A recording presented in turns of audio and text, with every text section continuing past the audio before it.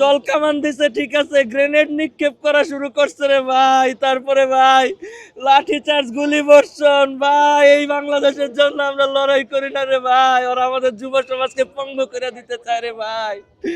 শহীদ শরীফ ওসমান আদিবের বিচারের দাবিতে ভাই শান্তিপূর্ণ সমাবেশ ভাই। আমরা সকল মঞ্চ আমাদের যত যুব সমাজের ভাইয়েরা সবাই ওইখানে গিয়া ভাই বিচারের দাবিতে শান্তিপূর্ণ সমাবেশে রে ভাই।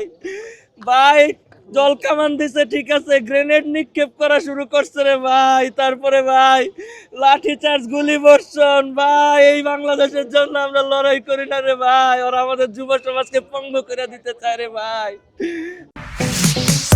Stella featuring next level.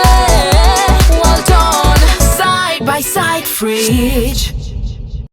ভাই আপনাদের কাছে বিচার চাই ভাই, আপনাদের কাছে বিচার চাই ভাই, আপনাদের কাছে আর কিছু চাওয়ার নাই ভাই। আমরা ভাই 3:45 সময় এই ঘটনারে ভাই, ঠিক আসাদ ভাই আসছে, ঠিক এই সময় আমি আসাদ ভাই দেখে বলতেছে আল্লাহ কি করতেছে তারা। আরে ভাই ভাই এটা ঠিক করে না রে ভাই। আহত আমি অনেকজন আহত ভাই। আমার ইয়ানফসি আছে, আমি দৌড়ে এবং কি জাবের বাইরেও দেখলাম উনি আহত ভাই। আমি আর বেশি কিছু বলতে পারতেছি না, আমার অ্যানেস্থেসিয়া দিচ্ছে, আমার কানে স্প্লিন্টার রে ভাই, আমি আর বেশি কিছু বলতে পারতেছি না রে ভাই। আমি গুলিবিদ্ধ না, আমি সাউন্ড গ্রেনেডে আহত ভাই। ওইখানেই ভাই আমার পরে ওনারা আক্রান্ত হয়েছে রে ভাই, ব্যাপক আক্রান্ত করছে ভাই। আমি বলবো এটা উদ্দেশ্য প্রণোদিত ভাবে আক্রান্ত করছে ভাই। আমি আর বেশি কথা বলতে হয়েছে ভাই।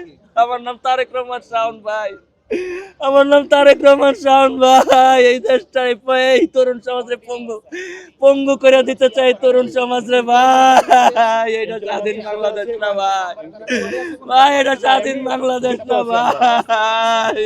ভাই আপনার সাথে একটু কথা বলি, মানে এই যে আজকের ঘটনাটা আপনি কিভাবে দেখছেন?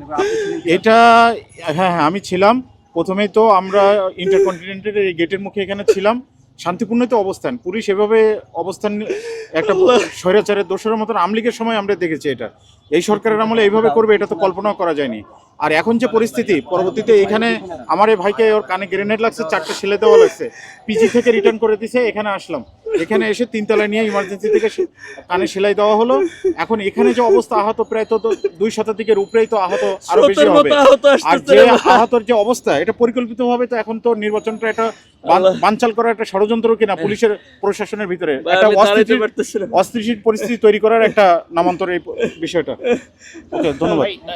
জাবের যিনি কখন গুলি লেগেছিল যদি ওই 3:30 এর দিকে প্রথমে যখন জল কামান হলো এবং সাউন্ড গ্রেনেড হলো, তারপরে আপনারা কি আজ করতে পেরেছিলেন যে গুলি করবে? না না আমি পুলিশ যে মারমুখী হবে এটা তো প্রশ্ন ওঠে না, কারণ দুই পাশে ওরা ব্যারিকেড দিয়ে দিছে, আমরা ভিতরে মাঝখানে অবস্থান নিয়ে কথা বলছি। তারপরে যখন দেখলাম যে জল কামানের বিষয়টা, তো ভাবলাম যে পানির উপরে দিয়ে যাবে, কিন্তু এভাবে সাউন্ড গ্রেনেড, আমি তো কমপক্ষে মনে হয় 50টা সাউন্ড গ্রেনেড আমি গুনলাম বা আমার সামনে দিয়ে হলো। আর এভাবে গুলি লাঠিচার্জ, এ তো সেই আওয়ামী ড্রেস চেঞ্জ করে কি হলো তাহলে? আচ্ছা, জাবেদ জুমা সহ নেতৃস্থানীয় কারা আহত হয়েছে? জাবির তো এই একই বেডে এদেরকে শোয়ানো ছিল। ওটা জাবিরের অবস্থা তো খুবই খারাপ, ভিতরে আছে। কয়টা গুলি লেগেছে? ওর তো কয়টা গুলি লেগেছে, আমি তো এর নিয়ে দৌড়াদৌড়িতে ছিলাম, জাবের খাটে শোয়ানো অবস্থা। জি জি জি, অনেক ধন্যবাদ। দেখছিলাম